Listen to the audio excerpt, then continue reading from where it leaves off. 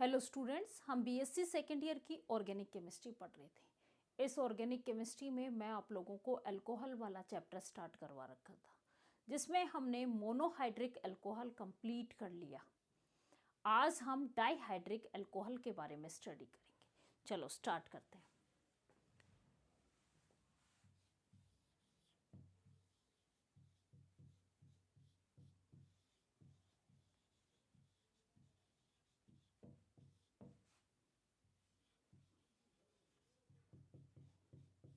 Dihydric alcohol के बारे में पढ़ेंगे आज हम। देखो स्टूडेंट्स, नाम से ही आपको पता होना चाहिए, डाईहाइड्रिक मीन्स हाइड्रिक ग्रुप जो है OH ग्रुप, यहाँ पे कितने होने चाहिए? 2 OH ग्रुप जहाँ पे जुड़े हुए हों, 2 अल्कोहलिक ग्रुप जहाँ पे जुड़े हुए होते हैं, वो क्या कहलाता है? Dihydric alcohol. इस डाईहाइड्रिक अल्कोहल का एक और नाम है, हम इसको ग्लाइकोल्स कहते हैं। क्या कहा जाता है? ग्लाइकोल कहा जाता है। डाईहाइड्रिक अल्कोहल को ग्लाइकोल कहा जाता है। अब इस डाईहाइड्रिक अल्कोहल के जो 2 OH हैं, इनकी रेस्पेक्टिव पोजीशंस के आधार पे, on the basis of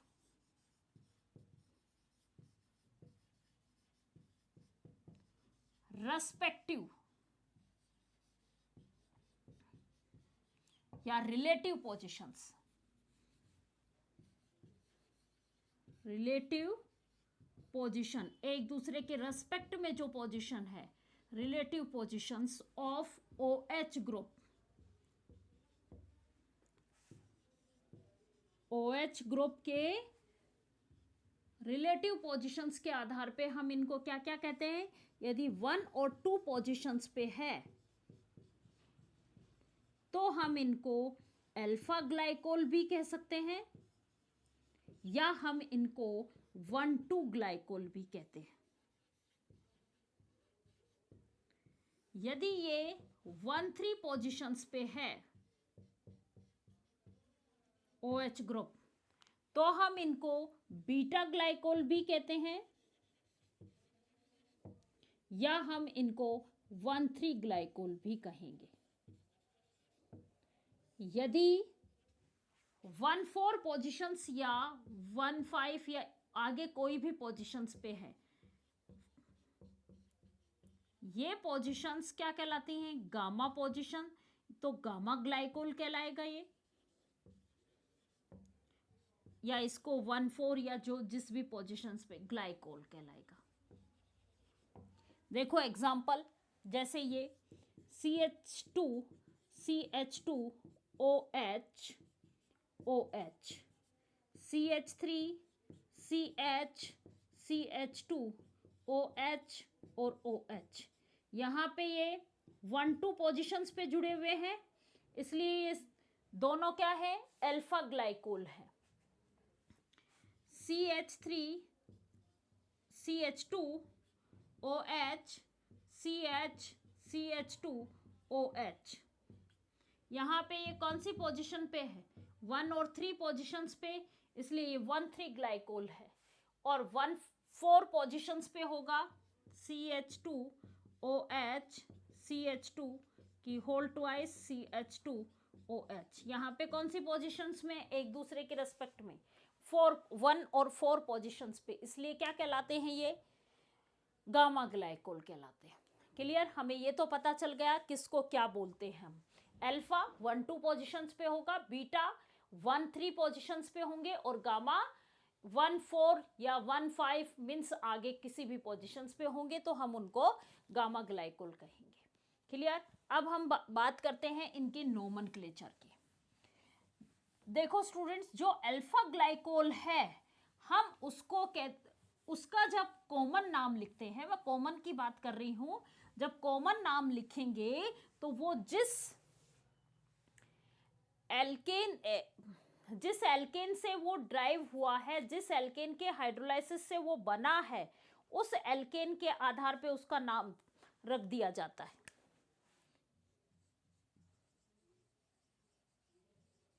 nomenclature, मैं पहले कॉमन की बात कर रही हूं। कॉमन में हम सबसे पहले अल्फा ग्लाइकोल की बात कर रहे हैं, तो अल्फा ग्लाइकोल का जब हम नाम लिखेंगे तो जिस एल्कीन से उसको बनाया गया है उस एल्कीन का नाम लिख के पीछे ग्लाइकोल लगा दिया जाता है। जैसे हम बात करें CH2OH, CH2OH, ये क्या है? इथाइलिन एल्काइलिन लिखा जाता है, एल्काइलिन ग्लाइकोल। ये क्या होगा? Ethylene glycol. किससे बना ये? CH3 से बना है। CH3 की होल ट्वाइस COH CH2OH, ये आइसो ब्यूटाइलिन ग्लाइकोल कहलाएगा।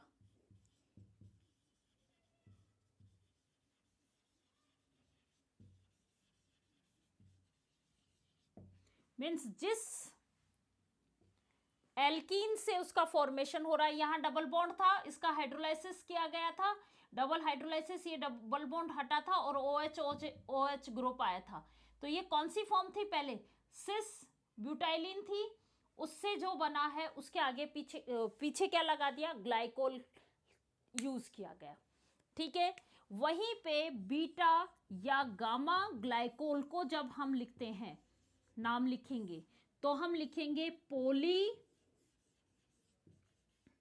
Methylene glycol. जैसे CH3 CH2OH CH2OH, कितने मिथाइलिन ग्रुप जुड़े हुए हैं इसमें? 3, 1 2 3, तो ट्राई मिथाइलिन ग्लाइकोल। जैसे CH3 CH2OH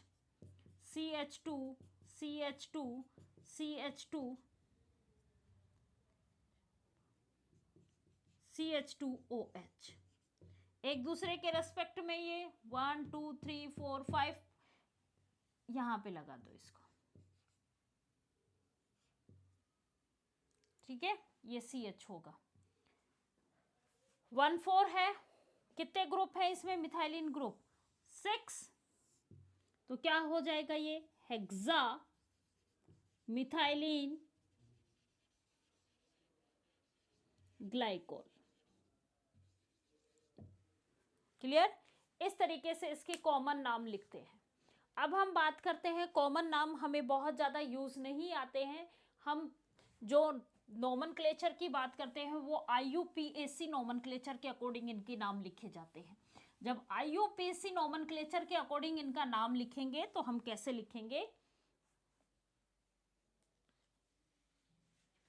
तो IUPAC नोमेनक्लेचर के अकॉर्डिंग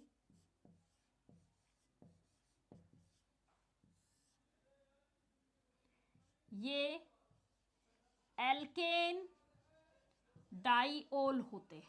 ठीक है, जब इनका नाम लिखेंगे तो एल्केन, उसके बाद हम पोजीशन बताएंगे इस डाइओल की, कौन सी पोजीशन पे जुड़े हुए हैं एक दूसरे के रेस्पेक्ट में, ये कौन सी पोजीशंस ले रखी है, और उसके बाद हम डाइओल लिखते हैं। जैसे हम बात करें CH3 CH2OH CH2OH, 3 कार्बन का क्या होगा? प्रोपेन। अब कौन सी पोजीशंस पे हैं ये? 1 और 2, 1 2 डाइओल। जैसे हम बात करें CH3 CHOH CH2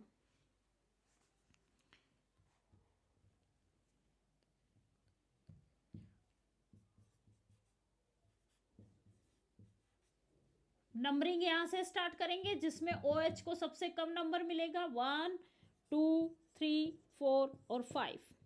clear? 5 carbon का क्या कहलाता है? पेंटेन कौन सी पोजीशंस पे, 1 और 4 पोजीशंस पे, 1,4 डाइओल। इस तरीके से इसका नॉमेनक्लेचर करते हैं। क्लियर? आपको नाम लिखना भी आ गया। अब हम बात कर रहे हैं इनके फॉर्मेशन मेथड की, बनाने की। इन डाइओल्स को बनाने का मेथड देखेंगे हम।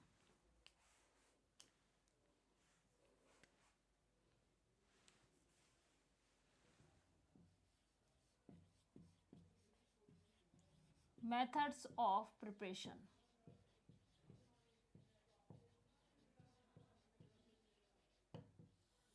देखो, सबसे पहले हम बात कर रहे हैं, इनको हम किससे बना रहे हैं? एल्कीन से बना रहे हैं। एल्कीन के डबल बॉन्ड को हटाएंगे और 2 OH ग्रुप इंसर्ट करा देंगे। क्लियर? तो डाइओल्स बन जाएगा। एल्कीन से बनाने के लिए हम किसी ऑक्सीडाइजिंग एजेंट का काम में लेते हैं। देखो कौन कौन से तरीके से बना सकते हैं, कौन कौन से ऑक्सीडाइजिंग एजेंट होते हैं यहाँ पे। पहला हम पढ़ेंगे बेयर रिएजेंट, दूसरा है ऑस्मियम टेट्राऑक्साइड, ऑस्मियम टेट्राऑक्साइड, तीसरा है परक्लोरिक एसिड,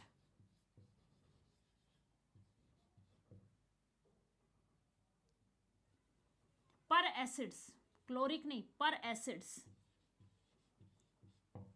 क्लियर? अब बात करते हैं बेयर रिएजेंट क्या है। बेयर रिएजेंट क्या है? 1%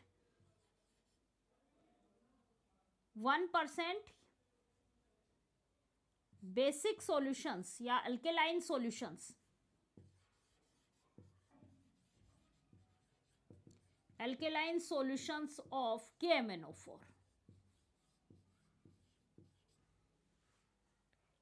क्लियर? जब इससे जो बनेगा उसका हम क्या कर लें? हाइड्रोलाइसिस कर दें। ये जो हाइड्रोलाइसिस होगा ये किसकी प्रेजेंस में होगा? सोडियम हाइड्रोजन सल्फाइड की प्रेजेंस में। सोडियम हाइड्रोजन सल्फाइड की प्रेजेंस में जब हम इसका हाइड्रोलाइसिस करते हैं KMnO4 के साथ, पहले हम सबसे पहले एल्कीन की रिएक्शन KMnO4 के साथ कराएंगे। इससे जो एस्टर बनेगा, एस्टर बनेगा, उस एस्टर का हम रिएक्शन कराएंगे, उसका हम हाइड्रोलाइसिस कराएंगे और उस हाइड्रोलाइसिस से हमें क्या मिलेगा? सिस डाइओल मिलेगा। ये जो रिएक्शन है ये स्टीरियो सेलेक्टिव रिएक्शंस है। इसमें हमें केवल एक ही कॉन्फ़िगरेशन मिल रहा है, एक ही आइसोमर मिल रहा है, सिस डाइओल। इसलिए ये क्या कहलाएगी? स्टीरियो सेलेक्टिव रिएक्शंस कहलाएगी। वैसे ही हम ऑस्मियम टेट्राऑक्साइड के साथ रिएक्शन कराएंगे और उससे जो एस्टर का फॉर्मेशन होगा, उस एस्टर का जब हम हाइड्रोलाइसिस कराएंगे, वही हाइड्रोलाइसिस किसकी प्रेजेंस में? सोडियम हाइड्रोजन सल्फाइड की प्रेजेंस में जब हम हाइड्रोलाइसिस कराएंगे तो इससे भी हमें क्या मिलेगा? सिस डाइओल की फॉर्मेशन होगी। लेकिन पर एसिड से पहले, पर एसिड से जब हम रिएक्शन कराएंगे तो पहले इपोक्साइड रिंग बनेगी, इपोक्साइड का फॉर्मेशन होगा। और जब हम इस इपोक्साइड रिंग का हाइड्रोलाइसिस कराते हैं, इपोक्साइड रिंग का हाइड्रोलाइसिस कराएंगे तो हमें क्या मिलेगा? ट्रांस डाइओल मिलेगा। स्टूडेंट्स, इतनी चीजें आपको याद हो जाएंगी तो रिएक्शंस आप कर लोगे। 1 बाय 1 रिएक्शंस भी पढ़ेंगे हम। बेयर रिएजेंट से रिएक्शन कराई हम इस एल्कीन की, ऑस्मियम टेट्राऑक्साइड से रिएक्शन कराई तो भी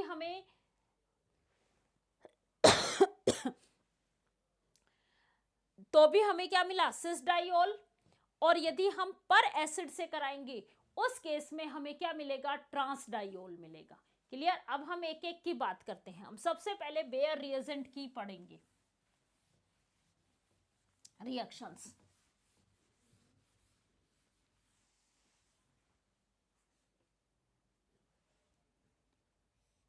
bear reagent.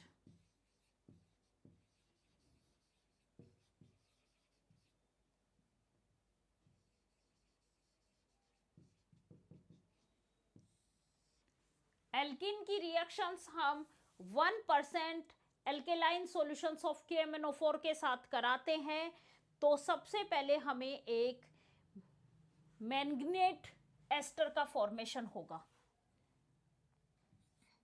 C double bond C। इसकी रिएक्शंस हम किसके साथ करा रहे हैं? KMnO4। कौन सा है ये? 1% एल्केलाइन सॉल्यूशंस। एल्केलाइन मीन्स इसमें हमने क्या डाला है? बेसिक सॉल्यूशंस डाला है, KOH। क्लियर? 1% एल्केलाइन सॉल्यूशंस की प्रेजेंस में KMnO4 के साथ जब हम इसको रिएक्शंस को कराते हैं तो देखो क्या बनेगा, CO, ये पाई बॉन्ड ब्रेक हो जाएगा, यहां ऑक्सीजन से जुड़ जाएगा, O, MnOK double bond O। Clear? ये क्या कहलाता है? ये कहलाता है मैंगनेट एस्टर। अब इस मैग्नेट एस्टर की रिएक्शंस क्या कराएंगे हम? हाइड्रोलाइसिस। किसकी प्रेजेंस में? सोडियम हाइड्रोजन सल्फाइड की प्रेजेंस में इसका हाइड्रोलाइसिस कराया जाता है, HOH। H और OH, ये बॉन्ड भी ब्रेक होगा और ये बॉन्ड भी ब्रेक होगा। क्या बन जाएगा? ये तो बन जाएगा MnOK डबल बॉन्ड O, और ये OH और ये OH। क्लियर? और ये क्या बनेगा? जो हमें मिलेगा, मैं यहां बना रही हूं CC,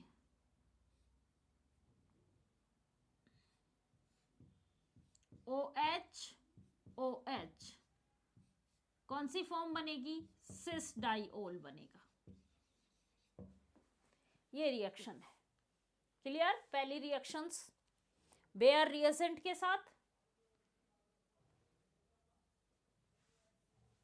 अब हम दूसरी रिएक्शन पढ़ते हैं।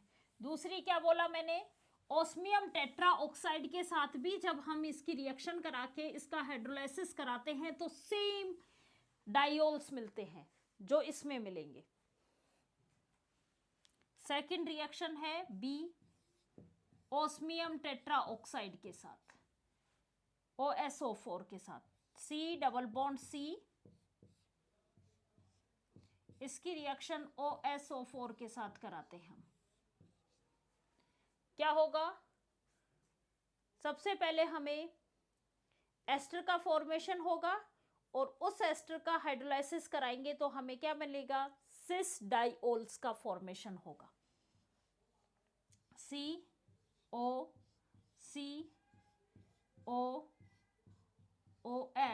Double bond O double bond O। अब हम इसका क्या कर रहे हैं? किसकी प्रेजेंस में? सोडियम हाइड्रोजन सल्फाइड की प्रेजेंस में हाइड्रोलाइसिस कराया जाएगा, HOH। ये बॉन्ड यहां से ब्रेक होंगे, क्या बन जाएगा? ये तो बन जाएगा OS double bond O double bond O, OH means osmium की O और इसके सब्सक्रिप्शन पे ऐसे भाई, मतलब स्मॉल ऐसे है। और ये क्या बनेगा? सिस डाइओल का फॉर्मेशन होगा। ये दोनों रिएक्शंस स्टीरियो स्पेसिफिक थी, सिस डाइओल का फॉर्मेशन होगा। अब एल्कीन की हम रिएक्शन करा रहे हैं पर एसिड के साथ,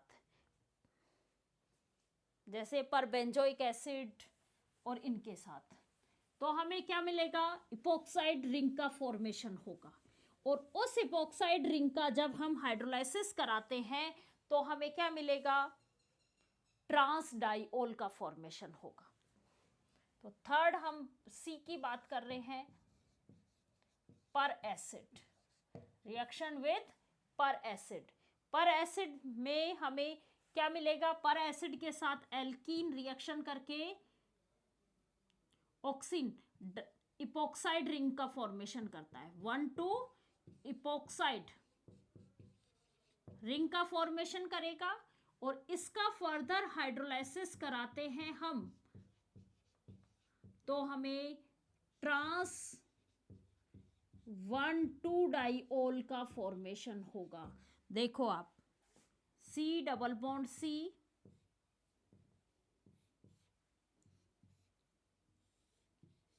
बेंजोइक, पर बेंजोइक एसिड के साथ रिएक्शन कराएंगे इसकी, C6H5COO, C6H5OOH,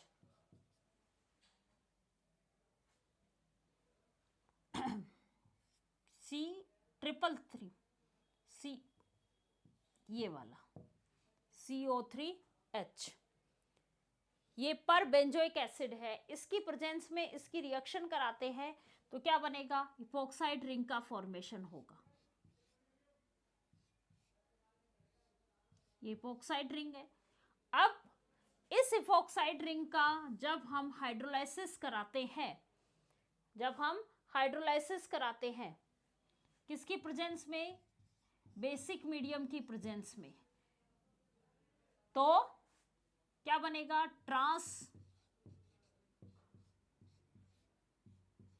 डाइओल का फॉर्मेशन होगा। ये जो रिंग ओपनिंग है ये एक दूसरे के रेस्पेक्ट में ट्रांस में ओपन होगी, क्लियर, और ट्रांस डाइओल का फॉर्मेशन होगा।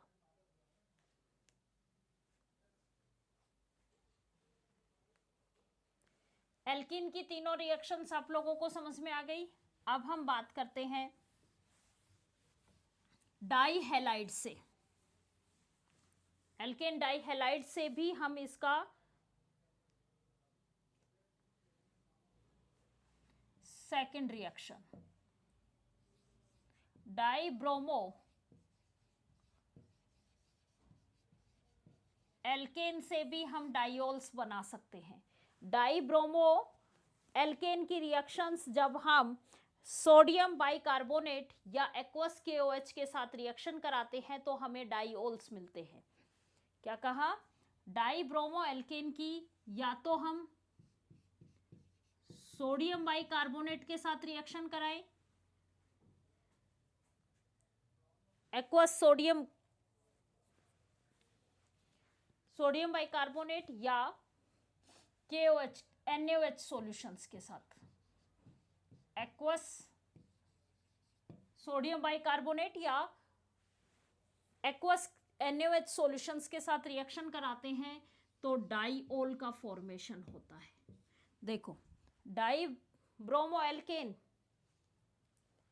RCH Br CH2Br, ये है, इसकी रिएक्शन करा रहे हम सोडियम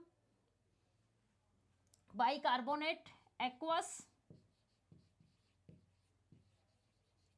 तो क्या बनेगा, RCHOH CH2OH, सब्स्टिट्यूशन रिएक्शंस दे देगा ये, HBr यहां से निकल जाएगा और जहां से Br निकला वहां पे OH ग्रुप ऐड हो जाएगा, क्लियर। या इसकी NaOH के साथ रिएक्शन कराते हैं तब भी क्या बनेगा, RCHOH CH2OH का फॉर्मेशन होगा, क्लियर।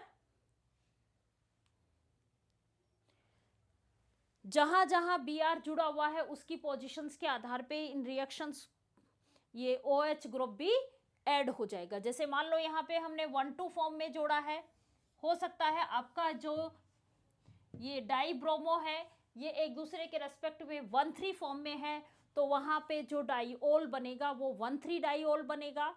1,4 पोजीशंस पे है तो 1,4 डाइओल्स का फॉर्मेशन होगा। डाई ब्रोमो एल्केन की तीसरी दो रिएक्शंस तो हमने पढ़ ली कि सोडियम बाइकार्बोनेट के एक्वस सॉल्यूशंस के साथ रिएक्शन कराएं या NaOH सॉल्यूशंस के साथ रिएक्शन कराएं, दोनों ही केस में हमें क्या मिलेगा, डाइऑल का फॉर्मेशन होगा। यदि हम डाइब्रोमो एल्केन की रिएक्शंस डाई एसीटेट के सोल्ट के साथ कराई जाए तो भी हमें डाइऑल का फॉर्मेशन होगा। उसमें पहले वो एसीटेट आयन में कन्वर्ट होगा और उसके बाद इसका किसी बेस की प्रेजेंस में रिएक्शन कराया जाता है तो ये हमें डाइऑल की रिएक्शन देगा। मीन्स इसी का पार्ट है डाइब्रोमो एल्केन का। ये इन दो के साथ रिएक्शन थी, अब तीसरी रिएक्शन बता रही हूं मैं। डाइब्रोमो एल्कीन की रिएक्शन पहले हम किसके साथ कराएं, पहले हम एसीटेट सोल्ट के साथ कराएं, एसीटेट सोल्ट के साथ कराएंगे। जैसे पोटेशियम एसीटेट ले लिया या कोई भी सोल्ट, सोडियम एसीटेट ले लिया, इनके साथ जब हम इसकी रिएक्शन कराते हैं तो पहले हमारे पास क्या बनेगा, डाई एसीटेट का फॉर्मेशन होगा। और इस डाई एसीटेट का जब हम हाइड्रोलाइसिस कराते हैं तो हमें क्या मिलेगा, डाइऑल का फॉर्मेशन होगा। डाइब्रोमो RCH Br, इसकी रिएक्शन हम करा रहे हैं एसीटेट सोल्ट CH3COOK, CH3COOK, इसके साथ रिएक्शन कराते हैं हम इसकी, जहां पे क्या होगा, KBr निकल जाएगा। फिर दूसरा भी दो लेंगे हम, दूसरे से भी KBr बाहर निकल जाएगा और क्या बन जाएगा, डाई एसीटेट का फॉर्मेशन हो जाएगा RCH2। और देखो इसको मैं उल्टा करके जोड़ रही हूं, डबल बॉन्ड OCCH3, यहां पे भी क्या बनेगा, OOCCH3। अब हम इसका क्या करा रहे हैं, हाइड्रोलाइसिस करा रहे हैं H2O। तो क्या होगा, H2O में H इधर, OH इधर और H इधर, इस तरीके से ब्रेक होगा। यहाँ पे भी OH इसके साथ जुड़ेगा और H इसके साथ जुड़ेगा, क्या निकल जाएंगे, दो एसिटिक एसिड बाहर रिमूव हो जाएंगे, 2CH3COOH ये तो बाहर रिमूव हो गए, प्लस में डाइऑल्स का फॉर्मेशन हो गया, RCHOHCH2OH का फॉर्मेशन हो गया। तो हमने डाइब्रोमो एल्केन से 3 तरीके की रिएक्शंस पढ़ी। पहली रिएक्शंस हमने इसकी सोडियम बाइकार्बोनेट के एक्वस सॉल्यूशन से रिएक्शन करा के इसका हाइड्रोलाइसिस कराते हैं तो भी हमें डाइऑल मिलेगा। और यदि हम NaOH के साथ रिएक्शन कराते हैं इसकी तो भी हमें डाइऑल मिलेगा। क्लियर, एक्वस NaOH के साथ इसकी रिएक्शन कराई जाती है तो भी डाइऑल मिलेगा। तीसरा, हम जब इस डाइब्रोमो एल्केन की रिएक्शन एसीटेट सोल्ट के साथ कराते हैं तो डाई एसीटेट मिलेगा और उस डाई एसीटेट का हाइड्रोलाइसिस कराया जाता है तो हमें डाइऑल का फॉर्मेशन होगा। यहां तक की रिएक्शंस आप लोगों को क्लियर। अब लास्ट रिएक्शन है इसमें एक,